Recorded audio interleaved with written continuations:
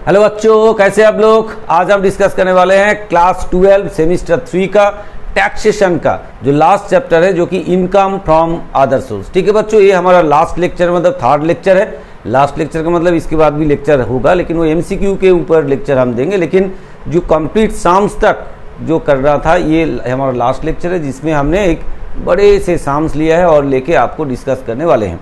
इससे पहले हमने 2 ऑलरेडी लेक्चर दे चुके हैं, जिस लेक्चर में हमने इसमें थियोरेटिकल जो पार्ट था वो बिल्कुल एकदम डिटेल में आपको समझाए हैं, वो आपने ऑलरेडी देखे होंगे। तो इस लेक्चर में हम क्या करेंगे, प्रॉब्लम लेंगे, प्रैक्टिकल प्रॉब्लम लेंगे, जिसको सॉल्व करके आपको दिखाएंगे।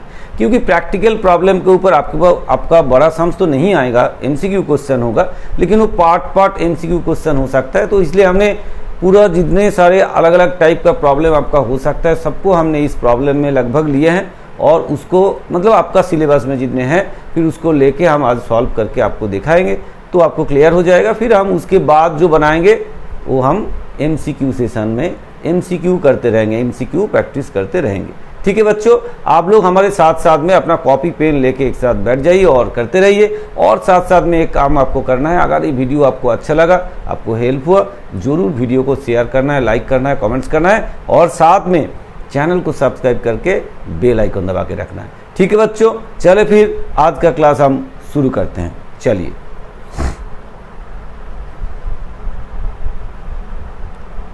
देखिए प्रॉब्लम हमने लिए हैं, एक अच्छा सा प्रॉब्लम लिए। इसके देखिए लास्ट जो हमारा लेक्चर था, लास्ट लेक्चर मतलब सेकेंड लेक्चर तक हमने ये सब आपको समझाए थे।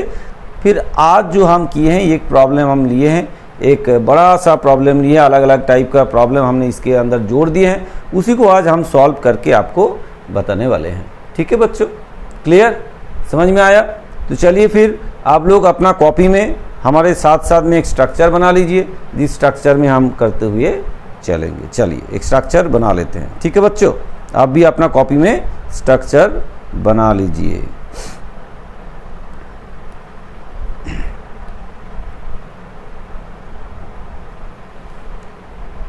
चलिए बना लीजिए स्ट्रक्चर, फिर हम शुरू करते हैं।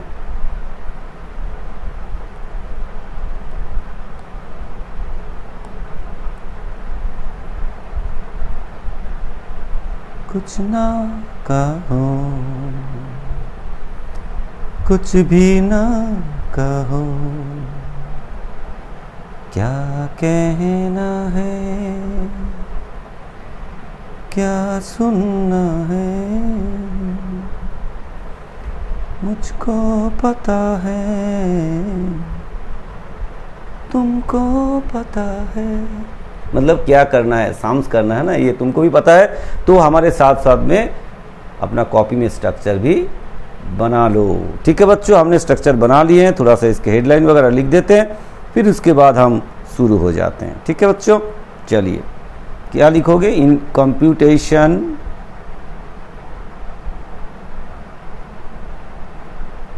Of income from other source, income from other source of mister, देखिए क्या नाम है, क्या नाम है, मिस्टर प्रकाश, सुप्रकाश, और मिस्टर सुप्रकाश। ठीक है बच्चों, फॉर द असेसमेंट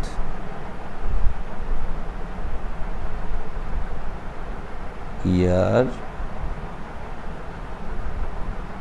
ठीक है, 2025 to 26, मतलब relating to the previous year कौन सा होगा, relating to the previous year लिख देते हैं। फिर रिलेटिंग टू द, सॉरी 2 बार 2 लिख दिया, to the previous year,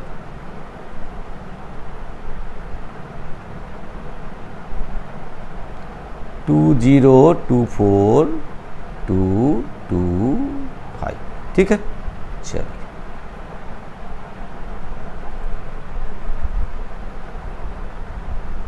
particulars, ठीक है बच्चों, स्ट्रक्चर आपका बन गया है, हमारा भी स्ट्रक्चर बन गया है। अब हम शुरू हो जाते हैं, आप भी अपना कॉपी में शुरू कर दें। ठीक है, चलिए देखते हैं प्रॉब्लम में क्या बताया गया है। एक एक करके प्रॉब्लम लेंगे और करते चलेंगे। पहले क्या देखिए, number 1 interest on bank deposit. ठीक है, इंटरेस्ट ऑन बैंक डिपॉजिट ये आपका इनकम फ्रॉम अदर सोर्स है, तो यहाँ आ जाएगा interest from bank deposit.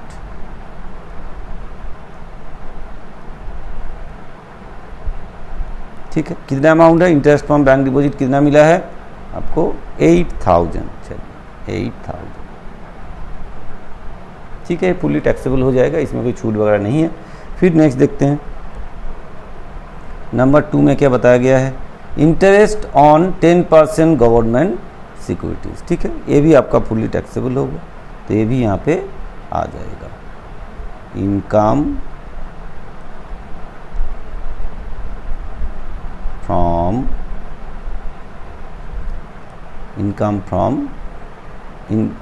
Interest on, इसको इंटरेस्ट ऑन इनकम नहीं, इंटरेस्ट ऑन इंटरेस्ट लिखे, इनकम तो हुआ ही है। चलिए इंटरेस्ट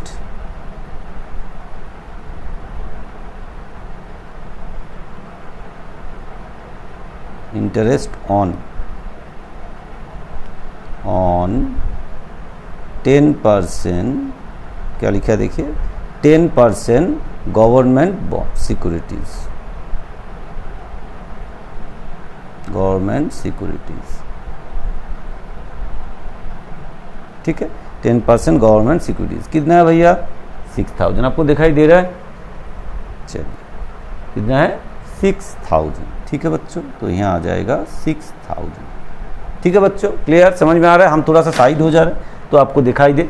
ठीक है बच्चों, चलिए इसको थोड़ा सा हम इस साइड में कर देते हैं तो थोड़ा और आपको दिखाई देगा। चलिए दिखाई दे रहा है बच्चों। चलिए नेक्स्ट क्या है, नेक्स्ट आपका क्या दिया हुआ है, तो चलिए इंटरेस्ट ऑन डिपॉजिट हो गया। फिर इसके बाद interest on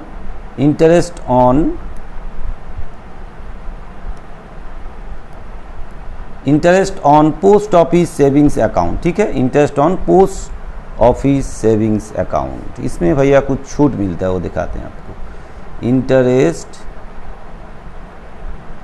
on post office savings account, कितना मिला है इंटरेस्ट, देखिए कितना मिला है 5000। चलिए इंटरेस्ट 5000 मिला है। इसमें एक छूट मिलता है, क्या छूट मिलता है, एक एग्जाम्पशन मिलता है। कौन सा सेक्शन में, अंडर सेक्शन 10-15 में। चलिए लेस डिडक्शन या एग्जाम्पशन जा बोल सकते हैं, अंडर सेक्शन 10-15। ठीक है, कितना छूट मिलता है, अगर सिंगल अकाउंट होता है तो इसमें आपको 3500 छूट मिलता है, और जॉइंट अकाउंट में क्या होता है 7000 मिलता है। तो ये तो भाई हम सिंगल अकाउंट ही मानेंगे, उनको अकेले मिले हैं, हम कुछ बोला नहीं है तो सिंगल ही मानते हैं। तो फिर इनको छूट मिलेगा 3500, मतलब 3500 छूट मिल जाएगा। ठीक है बच्चों, चलिए फिर इसको यहाँ से माइनस करके बाहर करेंगे तो कितना हो जाएगा 3500। आपको यही सब याद रखना है। आपको क्वेश्चन में क्या दे सकते हैं, आपको क्वेश्चन में दे सकते हैं interest on post office savings account इतना मिला है, टैक्सेबल अमाउंट कितना होगा। इस तरह से आपको एमसीक्यू क्वेश्चन पूछा जा सकता है। अगर ऐसे क्वेश्चन आपको पूछा गया तो आपको क्या करना है, ऐसे आपको 5000 जो जैसे दिया है उससे फिर आपको पता होना चाहिए कि 3500 आपको छूट मिल सकता है, तो माइनस करके बाकी जो अमाउंट है, सॉरी हमने गलत लिख दिया। अब देखिए 5000 से 3500 माइनस करके हमने 3500 लिख दिए, 1500। ठीक है बच्चों, ठीक है, क्लियर। चलिए तो ऐसे क्वेश्चन आपको पूछा जाएगा एमसीक्यू में, तो फिर आपको आंसर देना पड़ेगा। आपको याद रखना पड़ेगा कि 3500 छूट मिलता है। ठीक है, चलिए फिर आगे देखते हैं क्या बोला गया है। तो नंबर 3 तक हमारा काम हो गया है। नंबर 4 क्या बोला है देखते हैं। फिर नंबर 4 में क्या बोला गया है, income from owning and maintaining race horses. ठीक है, कितना मिला है 20000। Income from owning and maintaining horse races. चलिए, इनकम फ्रॉम विनिंग ही तो बोला है, हाँ, इनकम फ्रॉम ओनिंग, अच्छा sorry, owning and maintenance, sorry, okay, income from owning,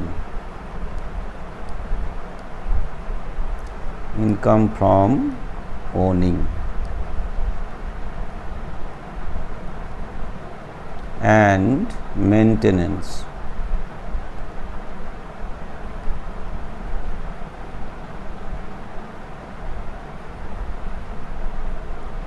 of horse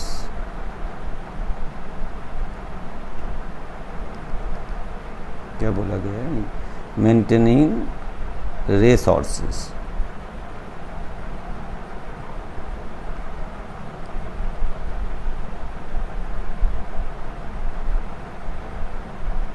ठीक है, इसमें कितना मिला है उनको, 20,000। देखिए इसमें एक बात है, अगर कोई ओनर है, मतलब किसका ओनर है, हॉर्स का, जो रेस में लगते हैं, तो उसका अगर कोई ओनर है वो मेंटेन करता है, तो उसके लिए जो उसको इनकम होता है, उसके ऊपर जितना खर्चा उसका होता है वो उसको छूट मिल जाता है। तो इसके लिए तो मतलब इसमें इसको जो 20,000 मिला है उससे उसको 6,000 उसको छूट मिल जाएगा। ठीक है बच्चों, चलिए फिर कितना मिला है, 20,000 मिला है, तो यहाँ लिखेंगे 20,000 लेस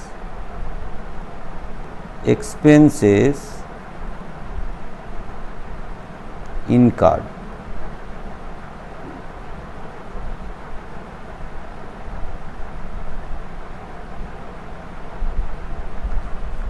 ठीक है, कितना एक्सपेंसेस इनकर किए हैं, देखिए इसने बोला है 6,000 इनकर किए हैं दिस मेंटेनिंग हॉर्सेस। ठीक है, इनकर फॉर मेंटेनिंग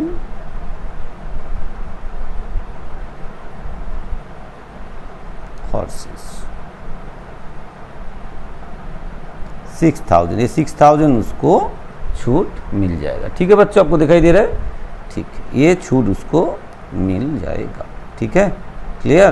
तो इससे ये माइनस करेंगे, आएगा 14,000। ठीक है बच्चों, क्लियर, समझ में आया। चलिए आगे बढ़ते हैं।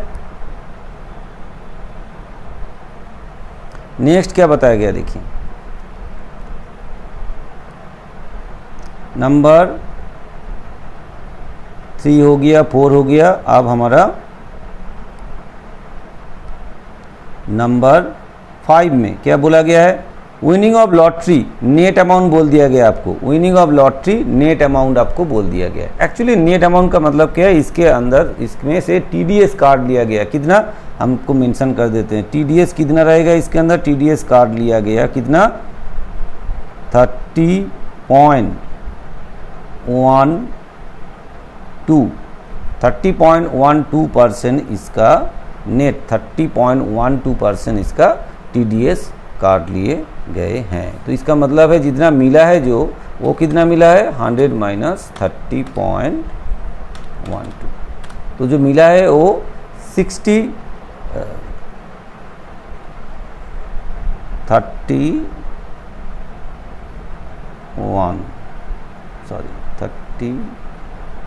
पॉइंट, एक मिनट, एक्चुअली कितना काटा जाता है हमको दिखाते हैं। ये होगा आपका 30% इंटू 30 का फिर 4%, 1.2, तो मतलब टीडीएस 31 आपको काटा गया 31.2%, ये एक्चुअली टीडीएस काट लिया गया। ठीक है, क्योंकि 30% स्टेट टीडीएस है, उसके ऊपर 4% चार्ज है, तो फिर सॉरी एजुकेशन सेज है, तो एजुकेशन सेज और टैक्स मिला के टोटल 31.2% एक्चुअली काट दिया जाता है। ठीक है बच्चों, क्लियर। फिर हम आगे देखते हैं कैसे इसको कैलकुलेशन करेंगे, ये आपको देखना है। चलिए, तो जो मिला है आपका अमाउंट वो है नेट अमाउंट। लेकिन हम जब कैलकुलेशन करेंगे तब उसको ग्रॉस अमाउंट लेना है, ठीक है। तो ग्रॉस अमाउंट लेना पड़ेगा। चलिए देखते हैं फिर ग्रॉस अमाउंट होगा क्या। तो ये है क्या, विनिंग फ्रॉम लॉटरी। चलो, winning from lottery, winning from lottery कितना होगा फिर, मिला कितना आपको 68 देखिए कितना मिला है 68800। ये कितना है एक्चुअली, ये एक्चुअली है 68.8%। तो 68.8 इतना अगर होता है तो फिर 100% कितना होगा, क्योंकि देखिए अगर आप 31.100% से 31.2 आप माइनस कर देंगे तो 68.8% होता है। तो फिर 68.8% अगर 68,800 होता है तो 100% कितना होगा, तो मतलब ये हो जाएगा आपका 1 लाख, ठीक है, हो जाएगा आपका 1 लाख, ठीक है। क्लियर है, समझ में आया क्यों 68.8 हमने लिखा, क्योंकि आपका 31.2% जो आपको हमने मेंशन कर दी है, 31.2% जो टैक्स है वो काटने के बाद आपको ये अमाउंट दिया गया है। तो हमारा यहाँ जो कैलकुलेशन होगा वो ग्रॉस अमाउंट कैलकुलेशन होगा, ये आपको नेट दिया गया है। तो ग्रॉस अमाउंट कैलकुलेशन करने के लिए जैसे कि 68.8% मतलब 31.2% अगर काटा तो 68.8% आपको दिया है। तो 68.8% अगर 68,800 होता है तो भाई 100% ग्रॉस क्या 100% है ना, तो 100% क्या होगा वो हमने कैलकुलेट कर लिया। एक्चुअली हमने क्या किए, कैलकुलेट ग्रॉस अमाउंट कैलकुलेट किए, ठीक है बच्चों। क्लियर, समझ में आया। इस तरह से आपको कैलकुलेशन करना पड़ेगा। एग्जाम मतलब सामने कुछ नहीं बोला जाएगा, आपको समझ के ये करना पड़ेगा। नेट अगर लिखा है तो आपको ग्रॉस कर लेना पड़ेगा, और ग्रॉस करने के लिए ये आपका फॉर्मूला है, ठीक है बच्चों। क्लियर, आगे बढ़े। चलिए, इसको हमने नंबरिंग तो नहीं किए, लेकिन नंबर कर देना चाहिए, फिर हमको समझ में आएगा कौन सा नंबर के लिए हमने क्या किया। ये है नंबर 1, ये नंबर 2, फिर ये नंबर 3, फिर ये नंबर 4, फिर ये नंबर 5 हुआ है। फिर हम आगे बढ़ते हैं, फिर देखते हैं, ठीक है। चलिए आगे बढ़ते हैं। बहुत लंबा बड़ा साम्स ले लिया हमने, इसलिए थोड़ा सा एक ही साम्स में आपको हम चाहते हैं कि निपटा दे, हर चीज़ आपको समझ में आ जाए इसमें, इसलिए हमने एक बड़ा साम्स लिए हैं। चलिए फिर नेक्स्ट देखते हैं क्या बोला गया है, विनिंग फ्रॉम क्रॉसवर्ड पजल्स, ठीक है। इसमें ग्रॉस अमाउंट ही दिया है तो हमने पूरा ही ले लेना है, इसमें प्रॉब्लम नहीं है। Winning from crossword puzzle, number 6, winning from crossword, winning from crossword puzzle।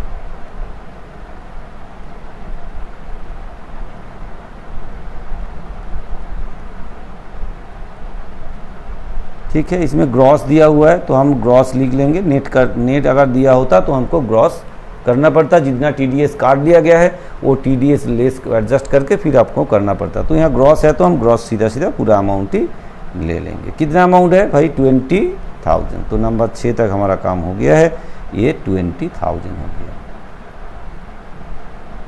ठीक है बच्चों, क्लियर, समझ में आया। आगे बढ़े, चलिए धीरे धीरे करके हम आगे बढ़ते हैं। तो थोड़ा सा ये लाइन खींच लेते हैं लंबा करके, क्योंकि बहुत लंबा लाइन लगेगा, ये लंबा होगा बहुत।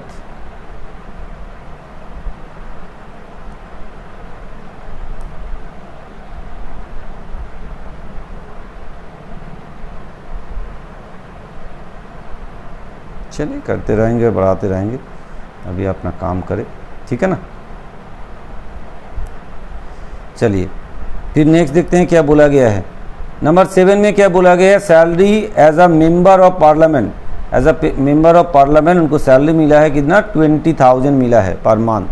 तो ये आपका टैक्सेबल हो जाएगा पूरा अमाउंट। तो कैसे लिखेंगे, नंबर 7 में सैलरी कहाँ से मिला है, salary as a member of parliament, salary as a MP, as an MP. ठीक है, कितना मिला है, 20,000 पर मंथ मिला है। तो साल में कितना हो जाएगा, 12, तो मतलब 2,40,000। ठीक है, 2,40,000। ठीक है बच्चों, क्लियर, समझ में आया। नेक्स्ट हम आगे बढ़े, चलिए नेक्स्ट पॉइंट क्या बताया गया है देख लेते हैं।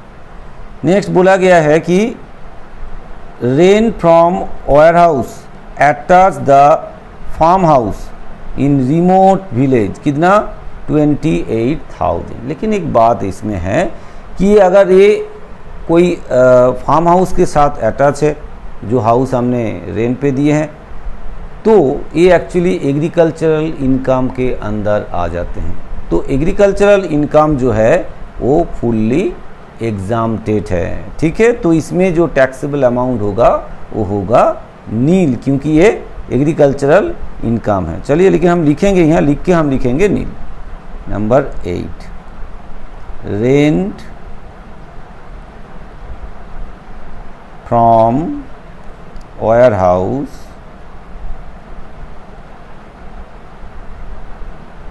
attached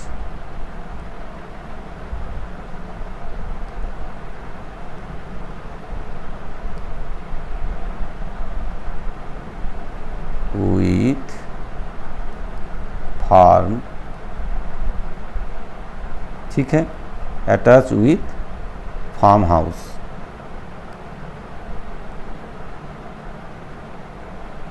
ऐसे रिमोट एरिया में है, मतलब गांव में है, तो ये एक्चुअली फार्म हाउस के साथ अटैच है, तो ये फुल्ली एग्जाम्प्टेड है, ये फुल्ली एग्जाम्प्टेड, क्योंकि ये एग्रीकल्चरल इनकम है। एग्रीकल्चरल इनकम आपका फुल्ली एग्जाम्प्टेड होता है, ये टैक्सेबल नहीं होगा। ठीक है बच्चों, क्लियर, समझ में आया। चलिए फिर आगे देखते हैं क्या बोला गया है। नंबर 9 में क्या बोला गया है, interest received on post office national saving certificate, कितना 12,000।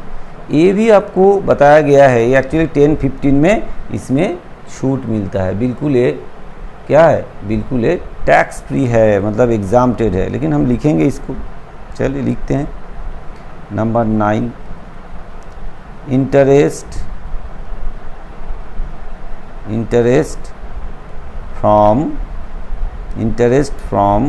इंटरेस्ट ऑन पोस्ट ऑफिस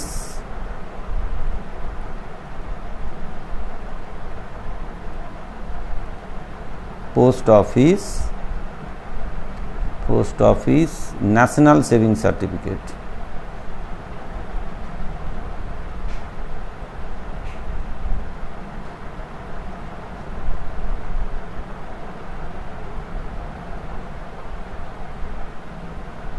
ठीक है, नेशनल सेविंग सर्टिफिकेट, ये एक्चुअली एग्जाम्प्टेड, फुल्ली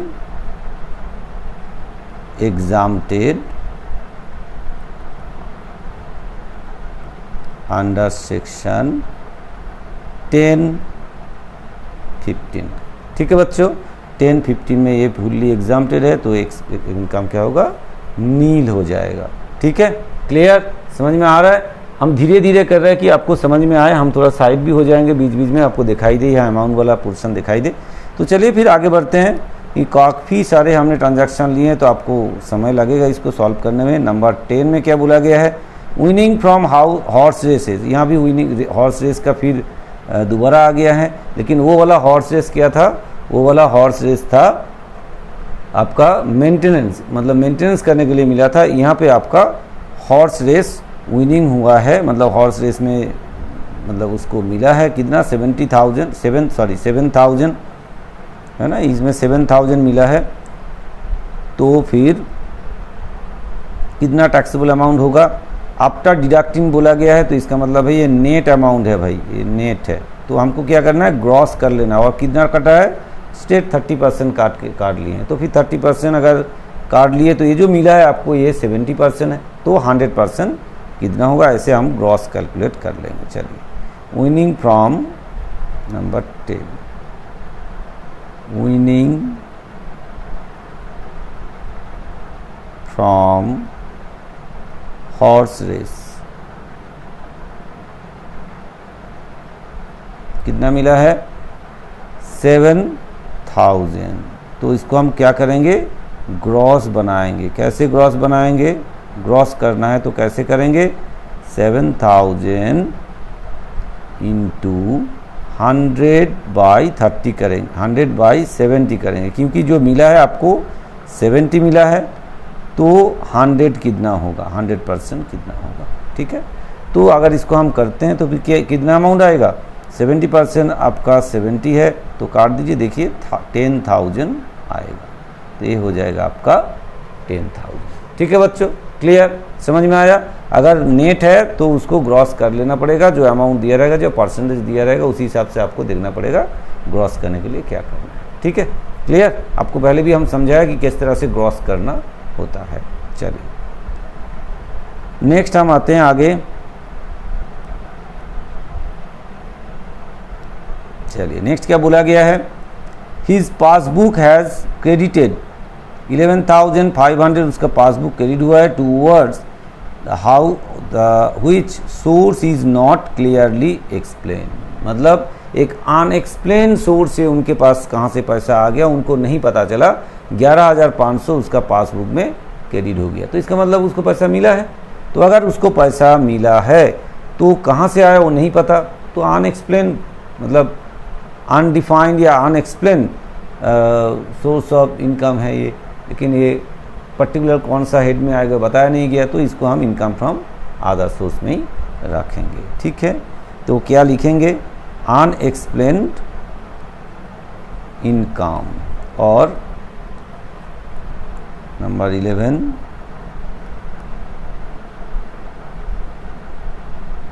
अनडिफाइंड और अनएक्सप्लेन इनकम।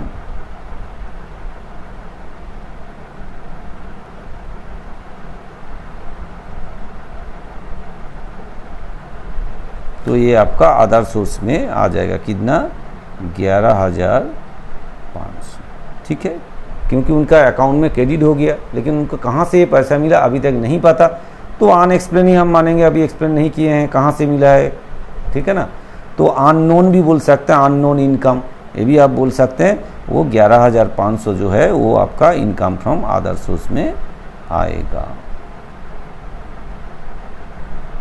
ठीक है, इसको हम क्या बोल सकते हैं, अननोन इनकम भी बोल सकते हैं।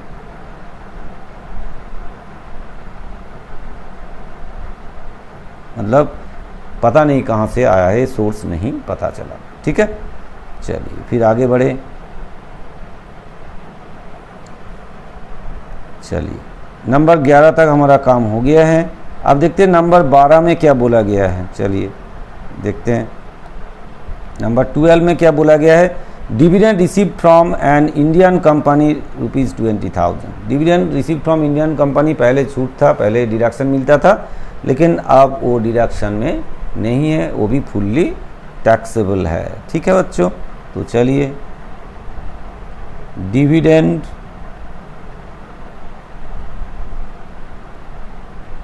रिसीव्ड फ्रॉम इंडियन कंपनी,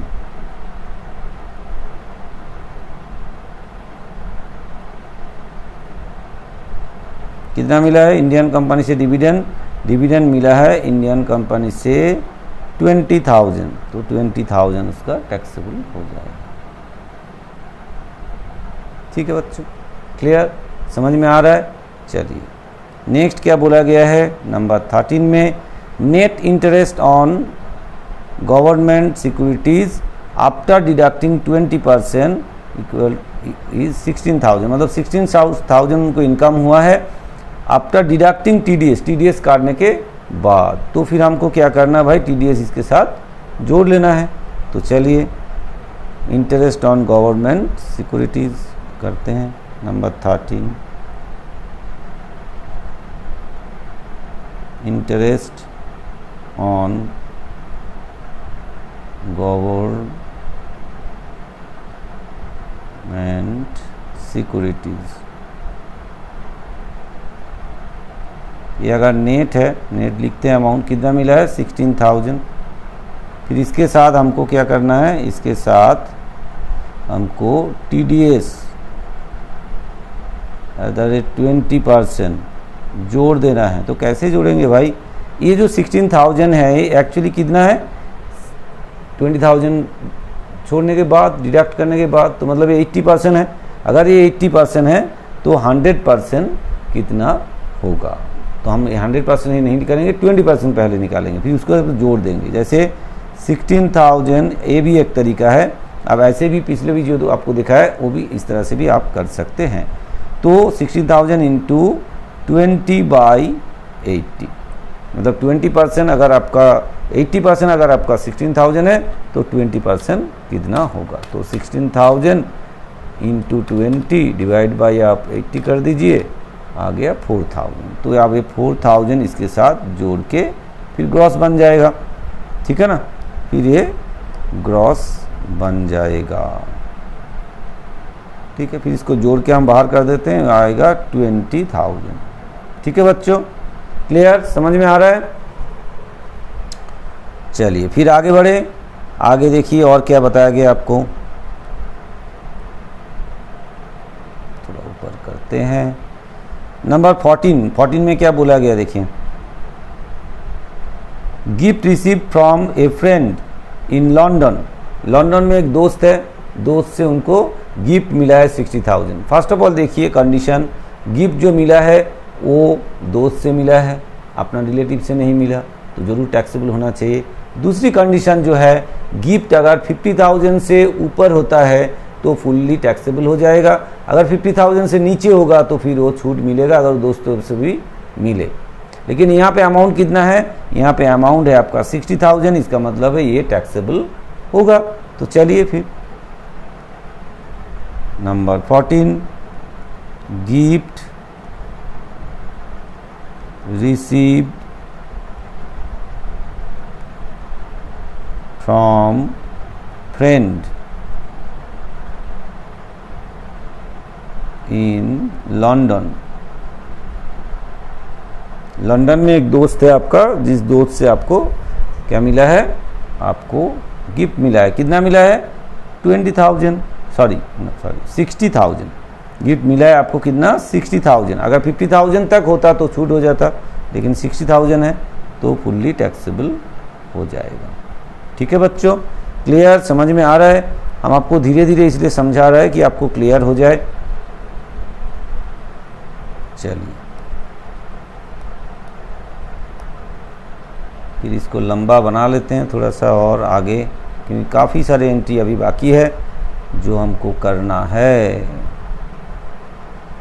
चलिए और भी आगे बढ़ जाते हैं, थोड़ा बड़ा कर लेते हैं, फिर बार बार नहीं आना पड़ेगा, काफ़ी लंबा होने वाले हैं। चलिए फिर और चाहिए होगा तो करते रहेंगे आगे, ठीक है। दिखाई दे रहा है भैया, थोड़ा सा इस साइड में कर देते हैं आपको दिखाई दे, ठीक है। चलिए फिर आगे बढ़ते हैं। नेक्स्ट क्या बताया गया आपको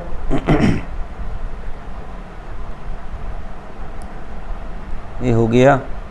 next number 15, income from agricultural land in Bangladesh. चलिए, income from agricultural land in Bangladesh. अब देखिए एग्रीकल्चरल इनकम जो है वो अगर देश के अंदर इनकम होता है, देश में कहीं कोई एग्रीकल्चरल लैंड से अगर इनकम होता है तो वो छूट मिलता है। लेकिन एग्रीकल्चरल इनकम अगर दूसरे देश से आते हैं, मतलब इंडिया छोड़ के बाहर देश से आपके पास आता है, मिलता है आपको, तो वो टैक्सेबल हो जाता है। तो ये भी आपका टैक्सेबल हो जाएगा। ठीक है बच्चों, चलिए फिर number 15, income from agriculture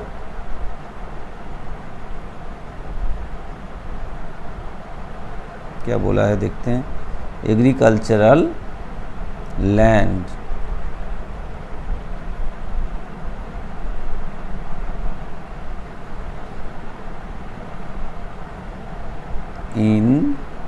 Bangladesh, ठीक है, जो लैंड है वो बांग्लादेश में सिचुएटेड है, तो ये टैक्सेबल होगा। कितना अमाउंट है भाई साहब? 26,000 है, तो बैठा देते हैं 26,000, सॉरी 26,000। ठीक है बच्चों, क्लियर, समझ में आ रहा है, आपको दिखाई दे रहा है? चलिए देखिए, ठीक है, आगे बढ़ते हैं। फिर हमारा लाइन थोड़ा सा ऊपर नीचे हो रहा है, आप थोड़ा एडजस्ट कर दीजिए, क्या करें। नेक्स्ट पॉइंट में चलते हैं, क्या बोला गया है। नंबर 16, इनकम फ्रॉम रॉयल्टी कितना? 40,000, और एक्चुअल एक्सपेंडिचर उसके लिए कितना हुआ है? 2,000। तो यहाँ पे एक्चुअल एक्सपेंडिचर जो है उसको छूट मिल जाएगा। ठीक है बच्चों, वो छूट मिलेगा। ठीक है, चलिए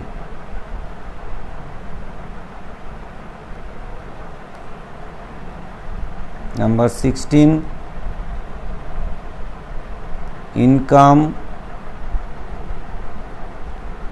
क्या बोला गया है? Income from royalty.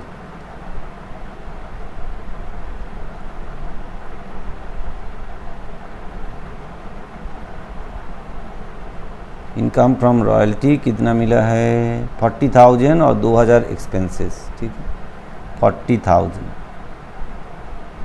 ठीक है, less expenses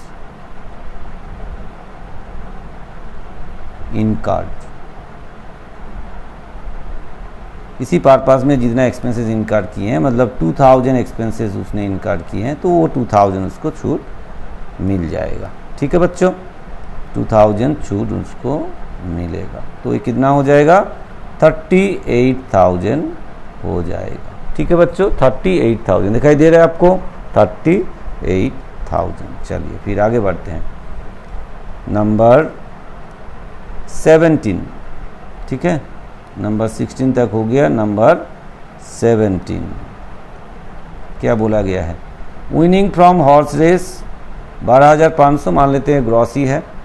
expenses incurred 2,500 expenses इनकर किए हैं। यहाँ पे छूट मिलेगा क्या? नहीं मिलेगा।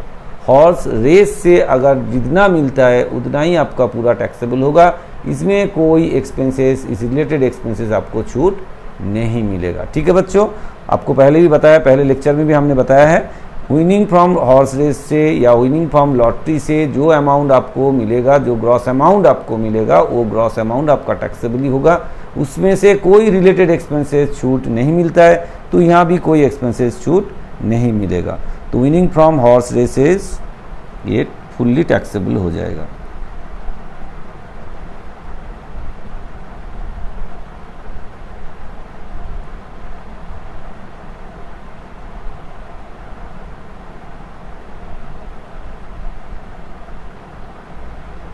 ये फुल्ली टैक्सेबल होगा। कितना अमाउंट था?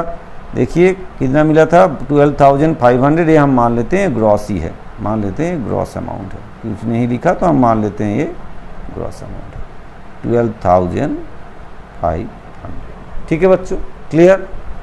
चलिए आगे देखें। नंबर 18 क्या बोला गया है? Income from subletting flat at Salt Lake 48,000 पर एनम उनको सबलेटिंग में किया है, मतलब सबलेटिंग में उनको रेंट मिला है 48,000 टोटल पूरा साल में। और उसने जो रेंट पे किए हैं, मतलब वो लैंडलॉर्ड को जो रेंट पे किए हैं वो 2,000 पर मंथ रेंट पे किए, तो ये उनको छूट मिलेगा। चलिए फिर देखते हैं।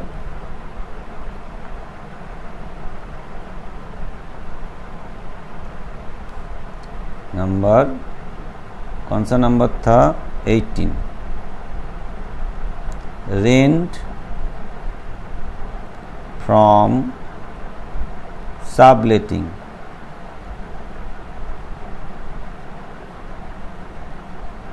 ठीक है, रेंट फ्रॉम सबलेटिंग कितना मिला है? 48,000 मिला है। फिर इससे उनको छूट मिलेगा, less deduction. Under section deduction या एग्जाम्पशन लिख सकते हैं, अंडर सेक्शन 57 क्या क्या मिलेगा। चलिए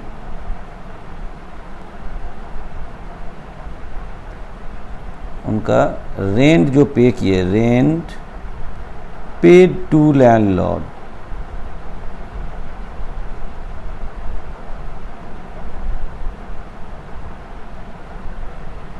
कितना पेड किए लैंडलॉर्ड को रेंट। देखिए यहाँ बोला गया है 2000 पर मंथ, तो पर महीने में 2000, तो 2000 12 महीने में कितना होगा 2000 इंटू 12। ठीक है बच्चों, दिखाई दे रहा है 2000 इंटू 12, तो इतना मतलब है 24,000। ठीक है, तो 24,000 इसमें से उनको छूट मिल जाएगा, बाकी कितना रहेगा तो फिर 24,000 रहेगा, 24,000 टैक्सेबल हो जाएगा। ठीक है बच्चों, समझ में आ रहा है। ये थोड़ा सा लंबा वीडियो इसलिए बन रहा है कि हमने हर टाइप का प्रॉब्लम जो आपका सिलेबस में हो उसको लिए हैं, एक ही प्रॉब्लम में, और उसी में सॉल्व करके आपको दिखा देंगे, तो आपको समझ में आ जाएगा। ठीक है बच्चों, क्लियर। हम धीरे धीरे आगे बढ़ रहे हैं। ठीक है, ये समझ में आया आपको। फिर हम 19 में चलेंगे। चलिए 19 में क्या बताया गया आपको, देखिए क्या बोला गया, dividend receive from unit trust of India. ठीक है, यूनिट ट्रस्ट ऑफ इंडिया से डिविडेंड मिला है, ये भी आपका टैक्सेबल है, तो आ जाएगा इसमें 19 डिविडेंड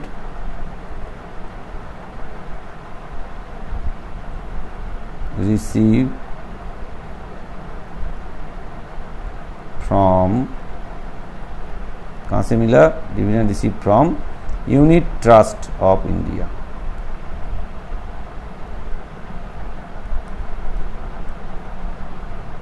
ट्रस्ट ऑफ इंडिया। ठीक है, कितना मिला है, मिला है 16,000। चलिए ठीक है, 16,000 सीधा लिखिए। ठीक है, क्लियर। आगे चलते रहे,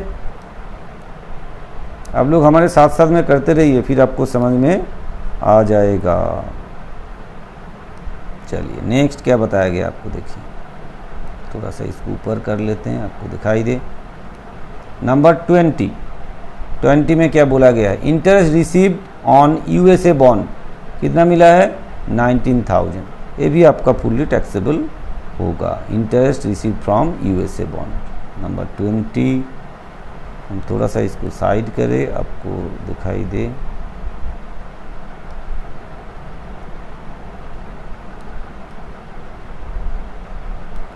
इंटरेस्ट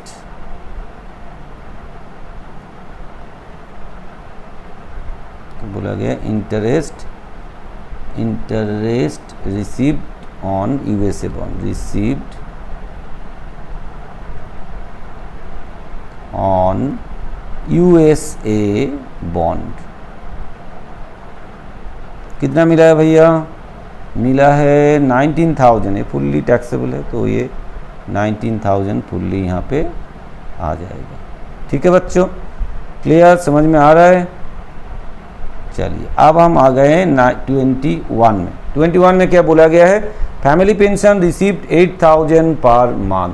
ठीक है, फैमिली पेंशन के केस में हमारा काम है, आपको दिखाते हैं। फैमिली पेंशन के केस में कुछ काम है, वो आपको करना पड़ेगा। ठीक है, फैमिली पेंशन में काफ़ी छूट वगैरह मिलते हैं, उसको दिखाते हैं हम। चलिए नंबर 21, कंडीशन क्या है, मिला क्या है, family pension, family pension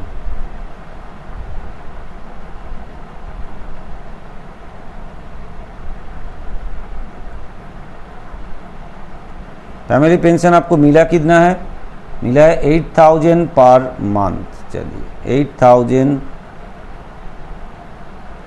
per month, तो 12 महीने में कितना मिलेगा, तो मिलेगा आपको 96,000। ठीक है, इसमें आपको छूट मिलेगा, क्या छूट मिलेगा, लेस डिडक्शन, लेस डिडक्शन क्या डिडक्शन मिलेगा? Minimum of the following. ठीक है, देखिए कौन सा। नंबर 1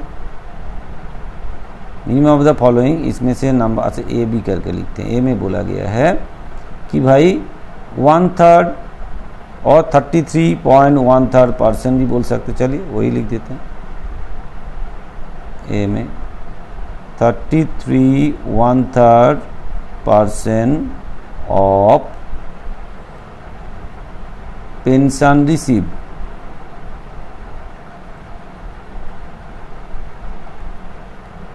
थोड़ा ऊपर चला था, पेंशन रिसीव्ड।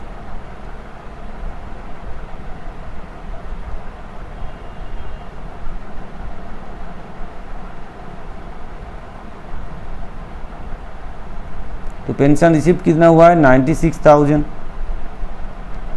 इनका 33.13% का मतलब होता है 1/3। ठीक है, 33.13 का मतलब होता है 1/3। तो 96,000 बाई 3 करते हैं तो कितना आ जाएगा? 32,000। तो यहाँ लिखते हैं 32,000। और नंबर बी में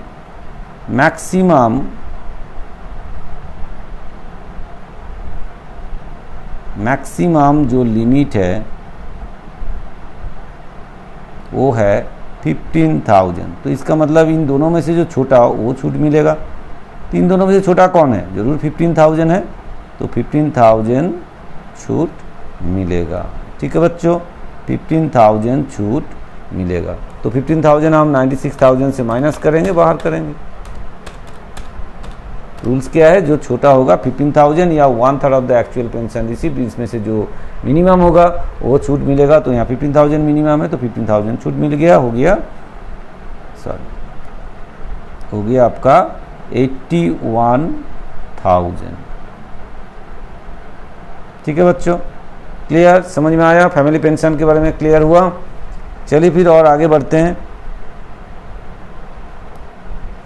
नंबर 22 क्या बोला गया है? नंबर 22 में क्या बोला गया है? Subletting of a flat of some बाजार ₹7,000 पर मंथ।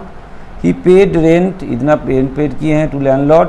फिर म्यूनिसिपल टैक्स पेड किए इतना, रिपेयर चार्ज खर्चा किए इतना। तो ये सब कुछ उनको छूट मिल जाएगा। ठीक है, ठीक है, सब कुछ उनको छूट मिल जाएगा।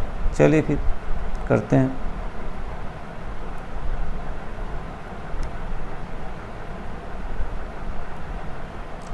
तो ये नंबर 22 है।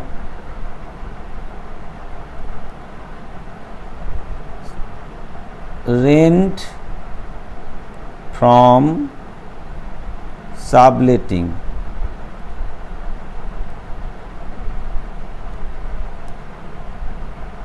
रेंट फ्रॉम सबलेटिंग कितना मिला है भैया? रेंट फ्रॉम सबलेटिंग में कितना मिला है उनको? मिला है 7,000 पर मंथ। तो 12 महीने में कितना मिलेगा? तो 7,000 पर मंथ मिला है। 7,000 इंटू कितना? 12। तो कितना हो जाएगा? 7,000 इंटू 12, तो 84,000।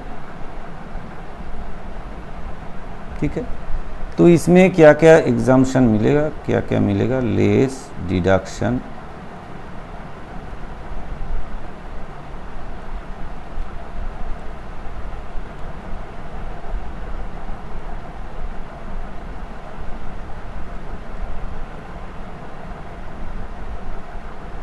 Less deduction under section 57। चलिए क्या क्या डिडक्शन मिलेगा? नंबर 1 तो होगा रेंट पेड टू लैंडलॉर्ड,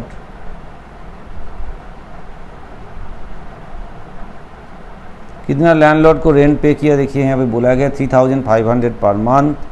तो मतलब 3,500 इंटू 12 कितना आता है?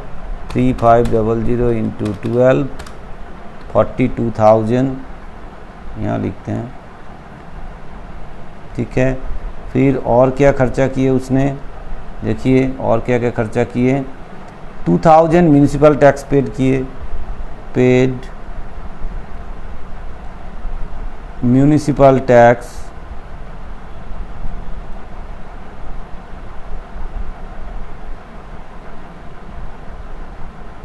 कितना म्यूनिसिपल टैक्स पेड किया, 2000, ठीक है। और क्या पेड किए, 3000 रिपेयर चार्जेस,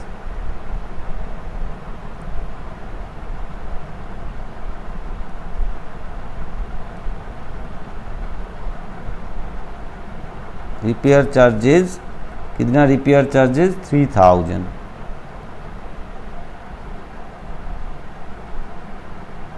ठीक है। तो ये उनको छूट मिलेगा, तो फिर जोड़ देते हैं 42 plus 3000 plus 3000, sorry 42 plus 2000 plus 3000, ये हो गया 47,000। तो 47,000 यहाँ से माइनस होगा, 47,000 माइनस 84,000 माइनस 47,000 आ गया 37,000,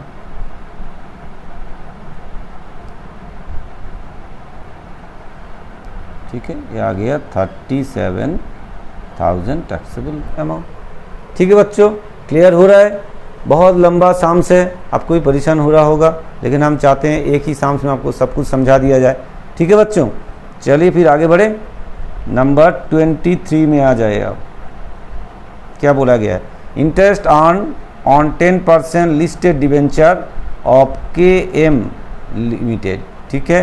कितना डिवेंचर का अमाउंट कितना है, 5 लाख का उसका डिवेंचर अमाउंट है, उसके ऊपर उनको 10% इंटरेस्ट मिला है, तो इसके ऊपर 10% इंटरेस्ट करेंगे, वही आपको टैक्सेबल इनकम हो जाएगा। तो इंटरेस्ट ऑन लिस्टेड डिवेंचर। चलिए आगे बढ़ते हैं फिर 23 में।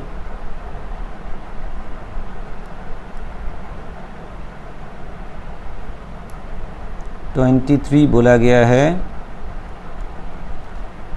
Interest on listed debenture, listed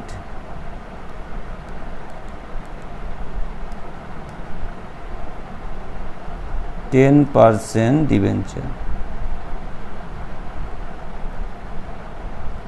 ठीक है।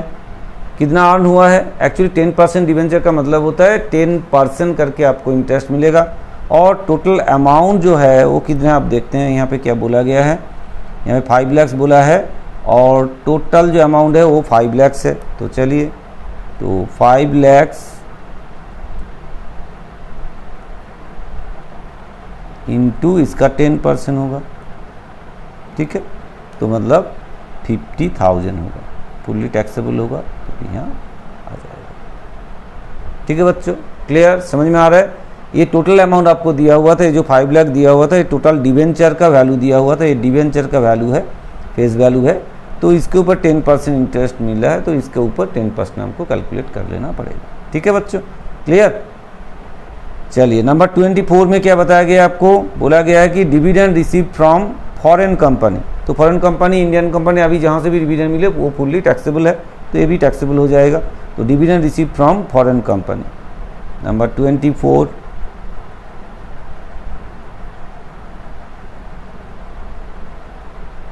डिविडेंड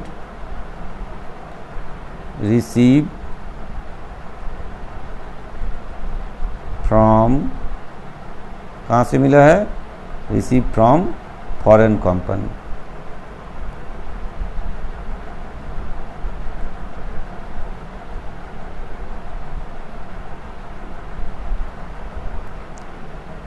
फ्रॉम फॉरेन कंपनी,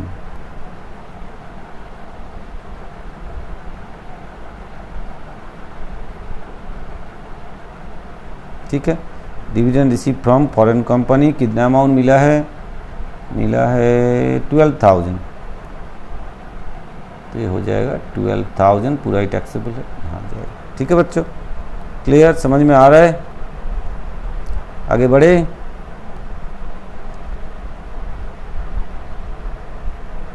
चलिए, तो हम कहाँ पहुँचे?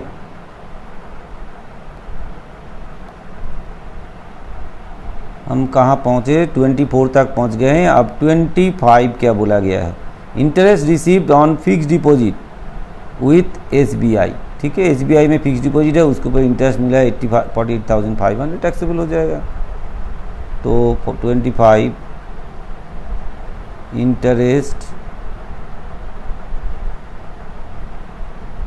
Interest received from fix deposit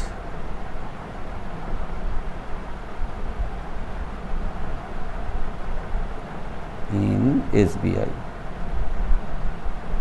कितना मिला है?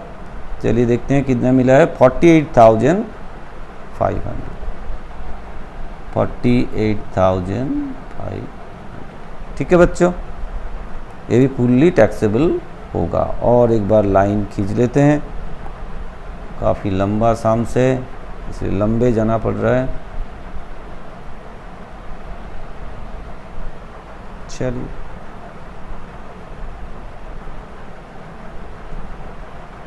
तो ये हो गया। फिर 26 ने क्या बताया गया? 26 में क्या बताया गया है? चलिए देखते हैं 26 में क्या बताया गया।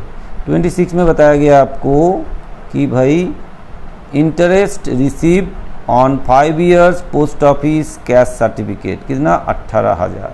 एक्चुअल में क्या होता है? ये बिल्कुल ही छूट है, 10-15 में ये छूट है, तो फिर भी हमको यहाँ लिखेंगे और लिखेंगे नील। तो क्या आया है? Interest receive on 5 years post office saving certificate 26। Interest on 5 years post office, क्या बोला है? 5 years post office cash certificate.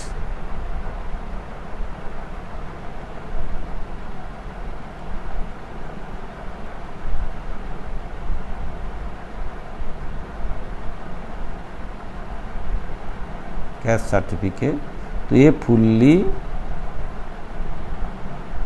Exempted. ठीक है बच्चों, फुल्ली एग्जाम्प्टेड अंडर सेक्शन 10-15, ये फुल्ली एग्जाम्प्टेड है, बिल्कुल छूट मिलेगा। तो इसलिए ये फुल्ली एग्जाम्प्टेड मतलब कोई टैक्सेबल अमाउंट नहीं होगा, तो ये हो जाएगा नील। ठीक है बच्चों, क्लियर? ये फुल्ली एग्जाम्प्टेड है, आपको पहले ही बताया हमने, तो ये टैक्सेबल अमाउंट नील हो जाएगा। चलिए फिर आगे बढ़ते हैं। नंबर 27 में क्या बताया गया है?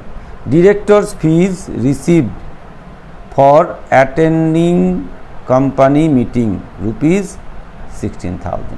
ठीक है, डायरेक्टर्स फीस रिसीव्ड हुआ है कंपनी मीटिंग अटेंड करने के लिए, तो ये टैक्सेबल अमाउंट होगा। तो ठीक है, चलिए डायरेक्टर्स फीस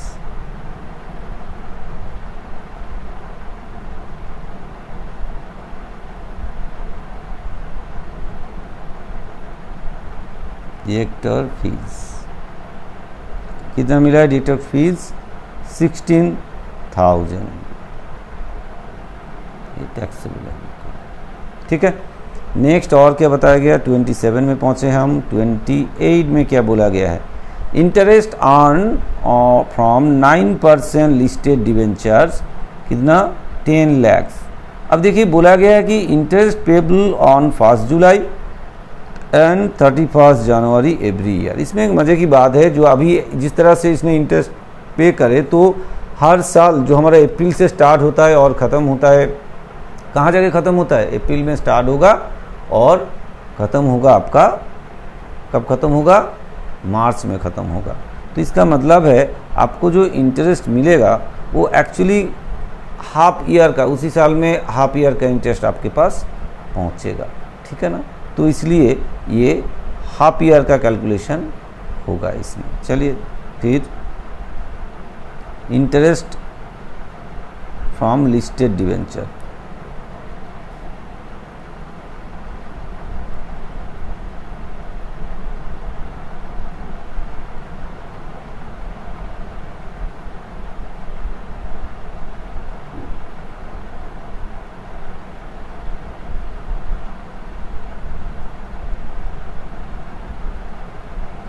ठीक है। इंटरेस्ट फ्रॉम लिस्टेड डिवेंचर कितना होगा, कितना अमाउंट था देखिए, ये 10 लाख है,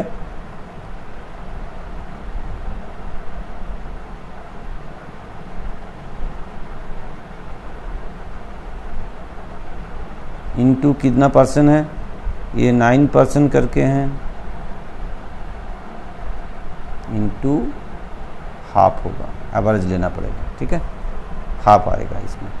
तो कितना हो जाएगा 9% मतलब 10 लाख का 9%, तो 90,000 होना चाहिए, फिर 90,000 का फिर हाफ मतलब 45,000 होगा,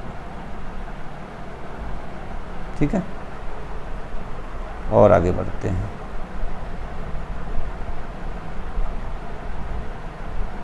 next, receive 10,000 as remuneration for acting as head examiner, ठीक है।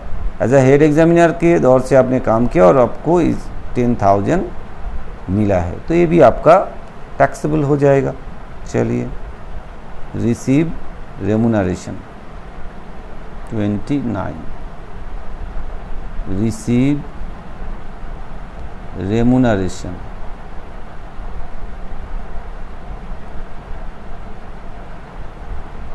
as head examiner,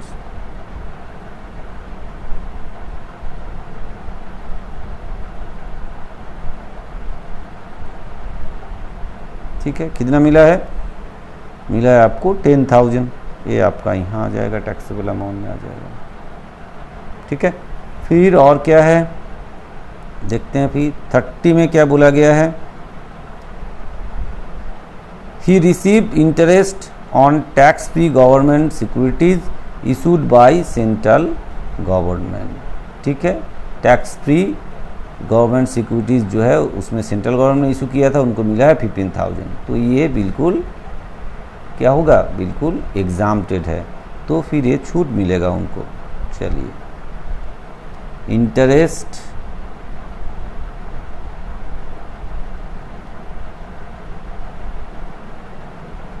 on tax free GOVT bond issued by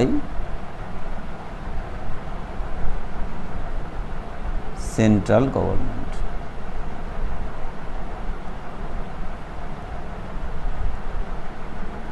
ठीक है। ये फुल्ली एग्जाम्प्टेड, फुल्ली एग्जाम्प्टेड, ठीक है बच्चों, ये फुल्ली एग्जाम्प्टेड है, तो ये इनका हो जाएगा नील, ठीक है। और लास्ट एक बचा है, क्या बोला गया देखते हैं। फिर he receive dividend 12% on preference shares, face value 5 lakh, so bank charges उनको देना पड़ा कितना, 2% commission for collection of dividend. तो इसमें ना जो डिविडेंड कलेक्शन करने के लिए जो उनको बैंक चार्जेस वगैरह जो कमीशन वगैरह देना पड़ता है, वो उनको छूट यहाँ पे नहीं मिलेगा। तो ये जो पूरा जितना उसका डिविडेंड होगा वो पूरा ही टैक्सेबल होगा यहाँ पे, ठीक है। 31,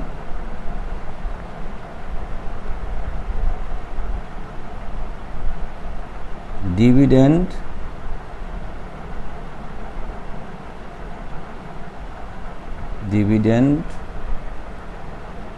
डिविडेंड रिसीव हुआ है ऑन 12% प्रेफरेंस शेयर्स,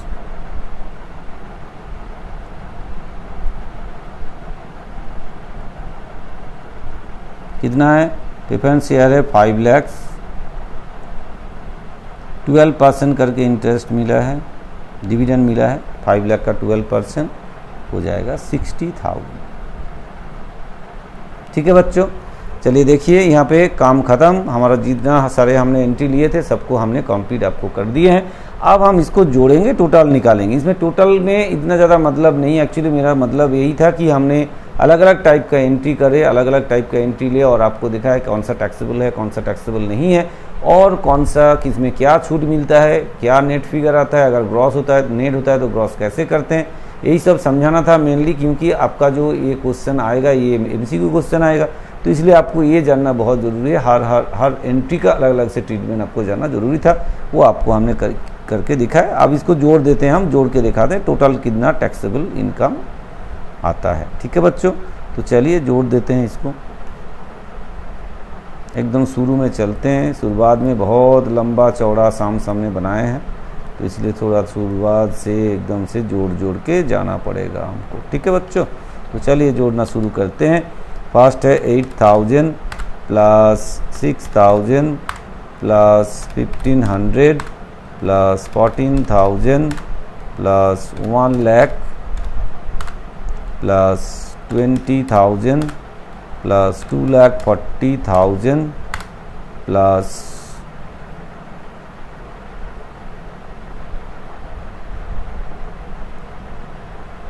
2,40,000, उसके बाद तो 2 नील था, plus 10,000 plus 11,500 plus 20,000 plus 20,000 plus 60,000 plus 26,000 plus 38,000 plus 12,500 plus देखते हैं और क्या है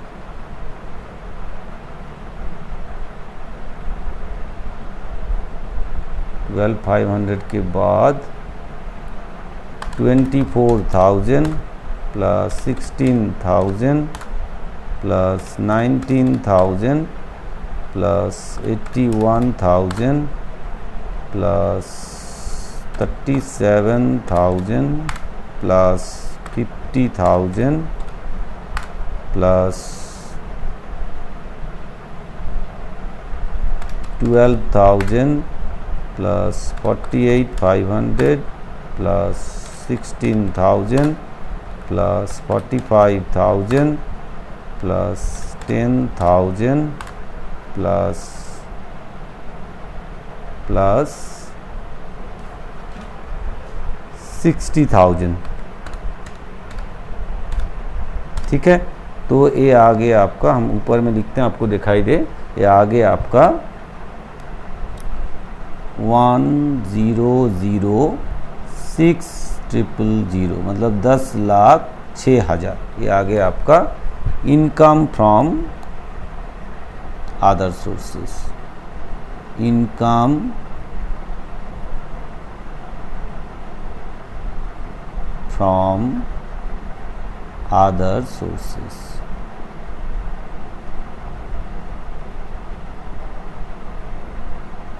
ठीक है बच्चों, ये आ गया आपका total income from other sources. ठीक है, क्लियर, समझ में आया? अगर आपको वीडियो समझ में आया, अगर आपको अच्छा लगा तो ज़रूर वीडियो को शेयर करना है, लाइक करना है, कमेंट्स करना है और चैनल को सब्सक्राइब करके बेल आइकन दबा के रखना है। और जो अब ये हमारा लास्ट मतलब 3rd लेक्चर था जिसमें हमने एक लंबा प्रॉब्लम लेके आपको हमने बताया था कि समझाएंगे, तो समझाएं तो करवाएं, आपको ज़रूर समझ में आया होगा। तो इसके बाद जो हम करेंगे, इसके आधार पे जो MCQs क्वेश्चन आपका एग्जाम में आने वाले हैं उसी के ऊपर हम अब वीडियो बनाएंगे। ठीक है बच्चों, तो आप लोग पढ़ाई जारी रखिए क्योंकि और 1 महीना आपका बाकी है एग्ज़ाम के लिए। आप बिल्कुल आपको ध्यान लगा के पढ़ाई करना चाहिए, तब जाके आपका आउट ऑफ 40 आपको 40 मार्क्स मिलने का चांस मिलेगा। ठीक है बच्चों, आप अपना हमारा जो चैनल है उसको फॉलो करते रहिए तो आपको बहुत हेल्प मिलेगा। ठीक है बच्चों, फिर मिलते हैं नेक्स्ट वीडियो में। Thank you.